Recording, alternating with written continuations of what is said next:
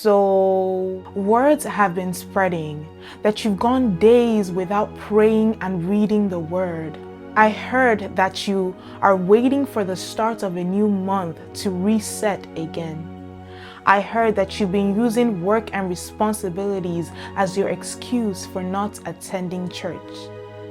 After all, you're away from home, you're off to college, no parents, no disturbances, no siblings. You can finally do whatever you want, but what great danger it is to forget the God of your father and mother, because even in their absence, God is always present. He sees all, knows all, is everywhere at every point in time. What great danger it is to compare your parents' absence to God's omnipresence.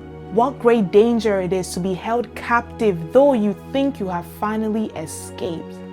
You finally have a taste of freedom, liberty like never before, life at your fingertips, finally, but you have forgotten the God who saved you because there's still so much you want to do. You're young. You only live once, but I wish you knew that being saved without following the one who saved is as good as being unsaved. Sorry to burst your bubble, but once saved is not always saved. It is a lie. It's an agenda. It's a veil. It's a strategy. It's organized. It's planned by the enemy and his agents for you to think that once saved means that as long as your place in heaven is secured, you're safe. Once saved does not ultimately mean that you are safe if you don't follow the one who is Lord. Once saved is not always saved. Jesus says, I am the vine, you are the branches. If you remain in me and I in you, you will bear much fruit. If you do not remain in me, you are like a branch that is thrown away and withers. Such branches are picked up, thrown into the fire, and burned. The reason why Jesus says to remain in him and tells us the repercussions for falling out of him is because many start with him, but that does not erase the possibility of them not staying till the end. You're still not convinced that once saved is not always saved?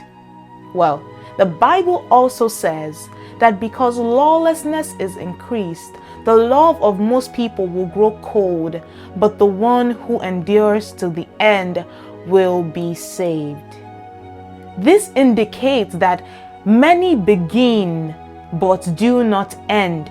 Many start but do not finish. What do we say to this then, that once saved is always saved? Surely that is false, because many receive the gift of salvation, but along the way they get disconnected to the vine because they do not follow. They reach a point where they feel like needing him is no longer a necessity. After all, you have your intelligence, you're hustling, you have your degree, you have all it takes to be successful. But what shall it profit a man to gain the whole world, all his desires, all his interests, all his goals, but lose his soul?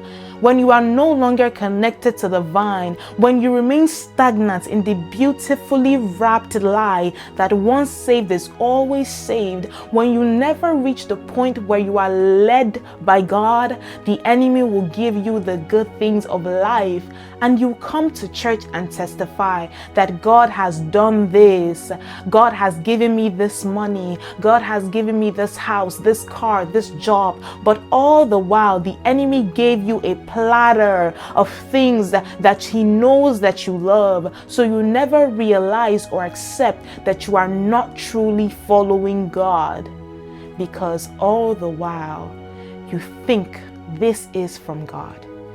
But the thief comes only to steal, to kill, and to destroy. He does not give his gifts for free. It comes with a price. So you'll find that when you come to the end of yourself, you're drained, you're tired, you've done all the hustling and bustling, but you are never pursuing the one who gives life. This is when you come back to the well, to meet the one who gives water that never runs dry, water that is satisfying. He says, whoever takes a drink of the water that I will give him will never, no, never be thirsty anymore. But the water that I will give him will become a spring of water, welling up, flowing and bubbling continually within him unto eternal life.